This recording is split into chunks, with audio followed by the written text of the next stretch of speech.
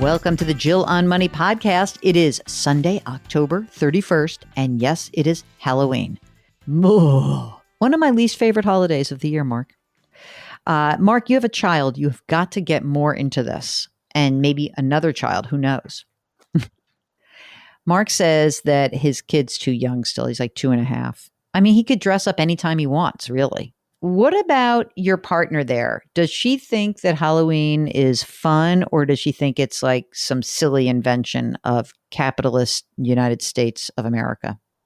There was no celebrating of Halloween for Mark's spouse, where she grew up. And I do think it's a funny thing. It got exported to other places. Like I know people who are my age in their 50s who didn't grow up celebrating Halloween, say in Great Britain, but now they do.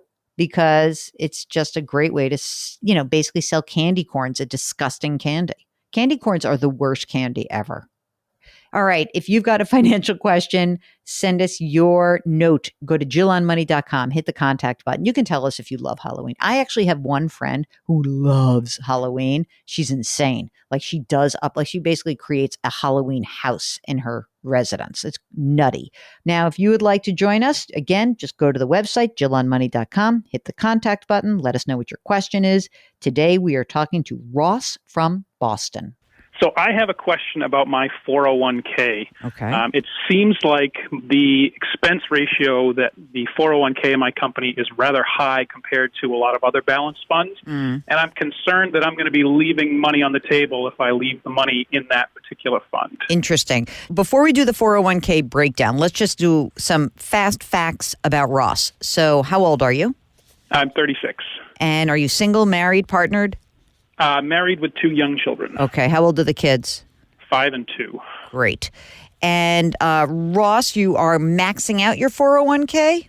I am maxing out my daycare payments. Mark and I were just talking about that.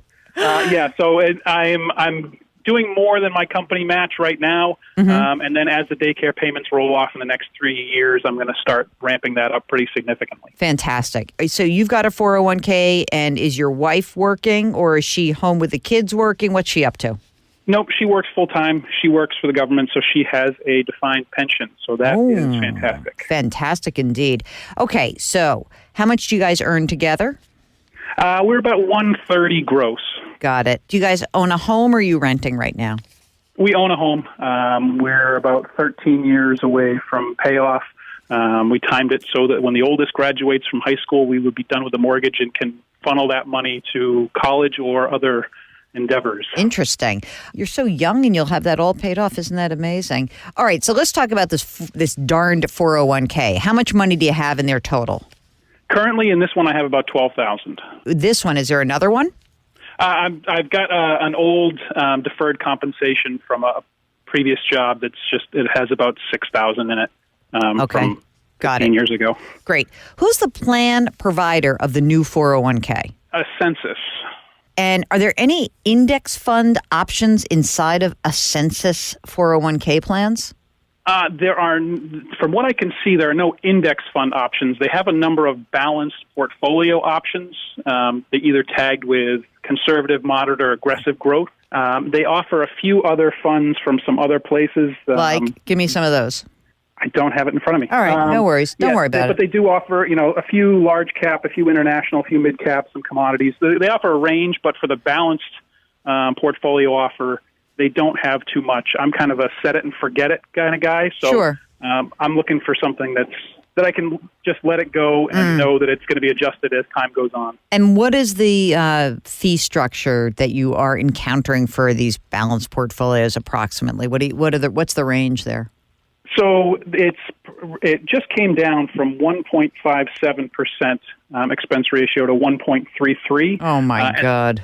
And that's about the lowest they have. They've got some of the money markets are significantly lower, but that's it. Everything else is 0.13 or higher. Okay, how much money are you putting into this? What's your contribution right now? Right now, I'm putting in about $4,000 a year. Okay, and they match up to what? They match 3%. So I think they're putting in about $3,200 a year, $3,400 a year, something like that. I'm going to tell you something that's going to sound crazy, but I think you should do it. number one, this plan sucks. So you know that already. I don't know. You sound like you haven't been there so long, so I don't want to be you like the agitator. How many people work in this place? Right now there's about 12. They typically have around 14 or 15. Yeah, this sounds a lot like a crappy plan that was sold to like the business owner by like, oh, it's my insurance guy, just like, or my payroll company rolled this in. This sucks. So here's what you're going to do. You're going to pull back your contribution to 3% and capture the match, and then just use whatever crappy growth balance fund that you want to use. However, you're going to open up a Roth IRA, and you're going to put the rest of the money that you can contribute into that Roth IRA. Do you have money in cash right now, by the way, since you are a young family? You have some little emergency reserve money? Yes, we have a reserve fund, and we also have kind of an emergency HELOC availability in case something drastic happens. Okay.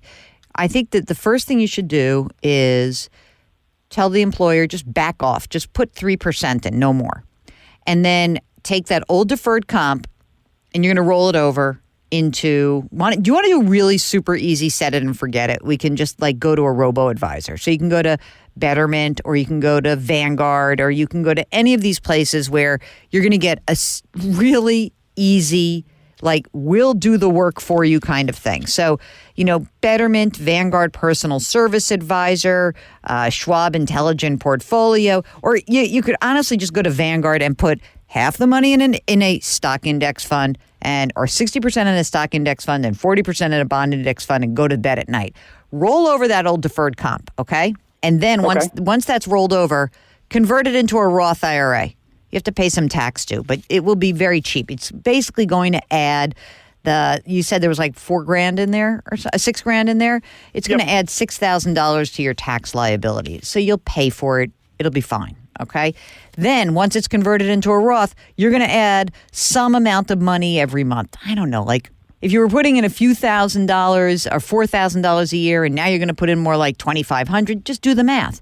Put the money in the Roth, because this 401k plan sucks so badly that I can't tell you to use it beyond your match. Yeah, and I'm just looking at the plan here, and it actually looks like it's a non-elective safe harbor, so I don't even know if I have to put in anything. Oh my God, even better. Even better. So if they have to do that, if you find they have to put in the money no matter what, then all you want to do is wherever you roll over the old deferred comp and convert it to a Roth IRA, right? Then the new money that you put into that Roth IRA, you are going to be so happy. You're going to put it in an index fund, or even in some sort of robo environment where you're paying less than 0.25% a year. And you will save that 1% yourself. It's your money. That sounds great. Should I do any kind of in-service distribution to get out of that fund that's doing 1.33%? I don't. If they allow it, that would be great, but don't kill yourself. You know what I mean? Look at the paperwork, and they do allow it. If they allow that, then I would love to do that. The thing is, you'd have to pay tax on the whole $12,000. I don't know if you have the money in the bank to do that. Yeah, some of it's in Roth there, and some of it's in pre-tax. Whatever the Roth is, I'd roll over into whatever your new Roth is going to be. You can leave the rest there. Okay, that's it. Have a very happy Halloween. And she says, sort of being a little sarcastic, no, let me do that in a more honest approach.